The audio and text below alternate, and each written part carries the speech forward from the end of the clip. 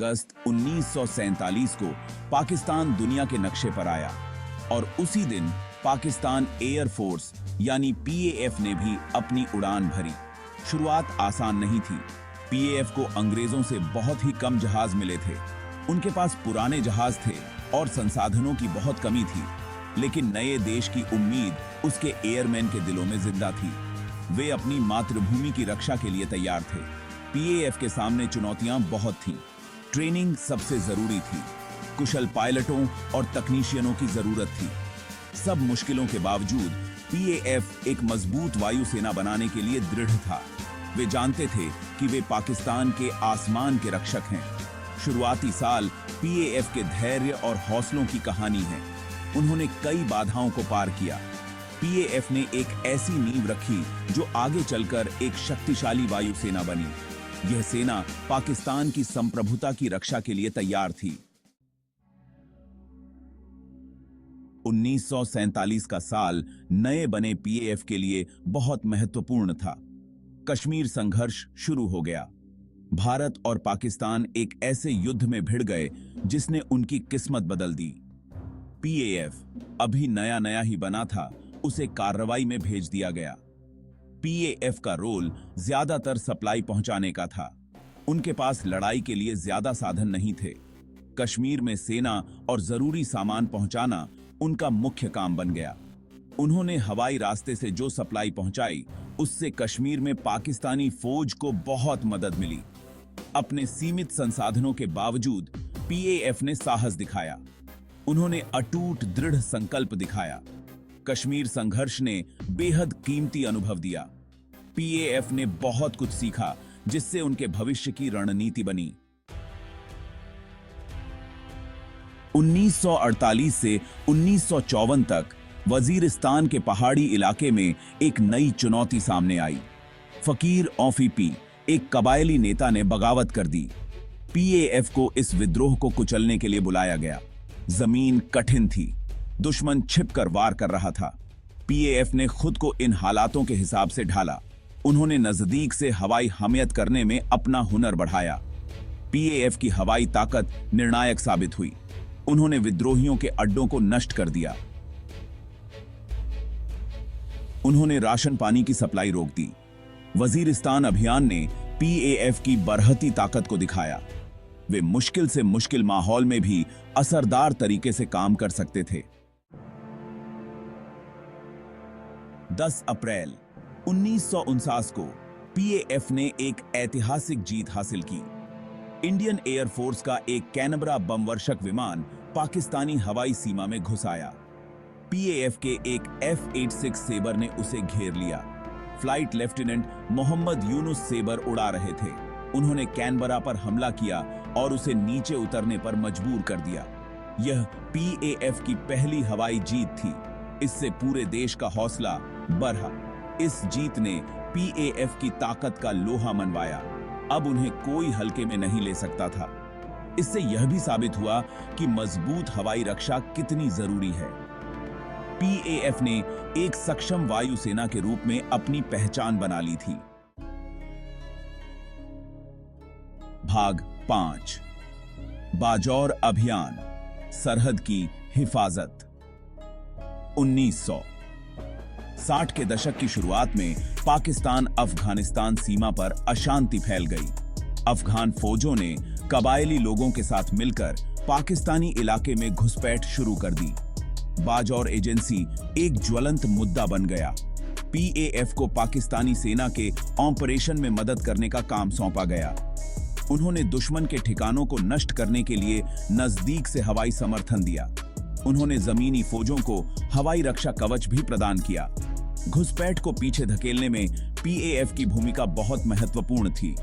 उनकी हवाई ताकत ने फौज को और भी ताकतवर बना दिया।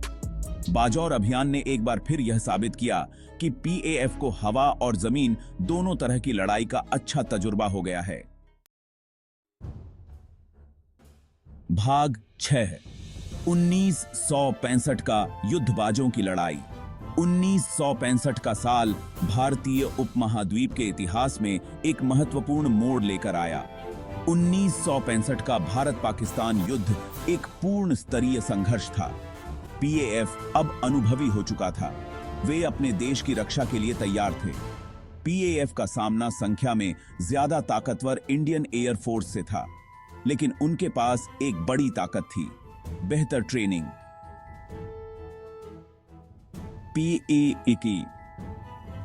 एएफ के पायलट अपने कौशल और जोश के लिए जाने जाते थे। पीएएफ के F-86 सेबर और F-104 स्टार फाइटर्स का मुकाबला इंडियन हंटर्स और मिस्टेयर से हुआ।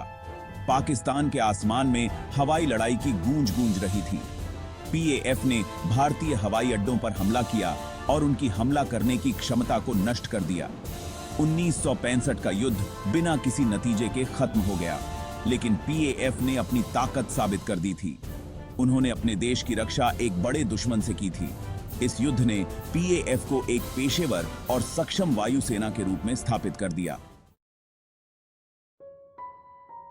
भाग 7 1971 का युद्ध और उसके बाद 1971 का साल एक नया संघर्ष लेकर आया। 1971 का भारत पाकिस्तान युद्ध उपमहाद्वीप के इतिहास का एक जटिल और दुखद अध्याय था। पीएएफ को दो तरफा युद्ध का सामना करना पड़ा, क्योंकि भारत बांग्लादेश मुक्ति युद्ध का समर्थन कर रहा था। पीएएफ संख्या और ताकत में कमजोर था। इंडियन एयर फोर्स तकनीकी रूप से ज्यादा मजबूत हो गया था। सब मुश्किलों के बावजूद पीएएफ ने बहादुरी से लड़ाई लड़ी। उन्होंने हिम्मत के साथ पाकिस्तानी हवाई क्षेत्र की रक्षा की।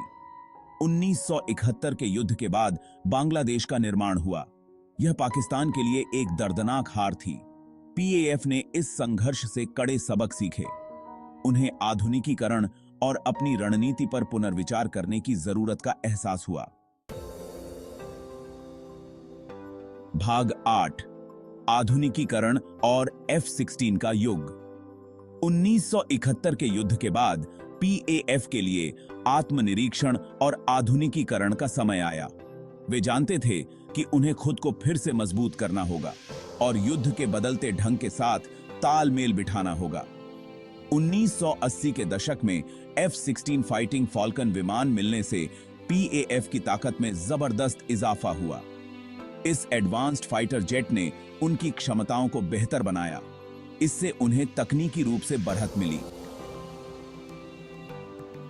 पीएएफ ने अपनी ट्रेनिंग और बुनियादी ढांचे को बेहतर बनाने में भी निवेश किया।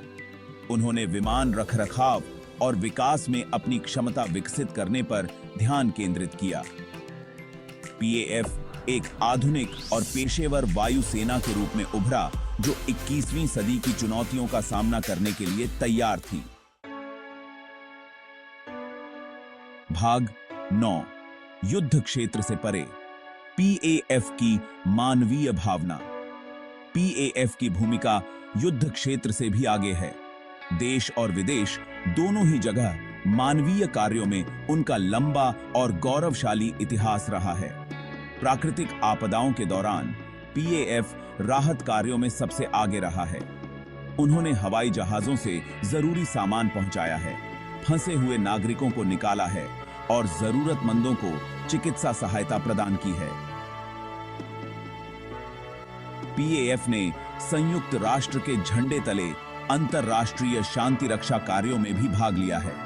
बोस्निया, सोमालिया और हैती में उनके योगदान ने उन्हें अंतरराष्ट्रीय मान्यता दिलाई है। मानवीय सहायता के प्रति पीएएफ की प्रतिबद्धता, सेवा और करुणा के उनके मूल मूल्यों को दर्शाती है। वे सिर्फ योद्धा नहीं, बल्कि मानवता के रक्षक भी हैं। भाग 10 आसमान के रक्षक।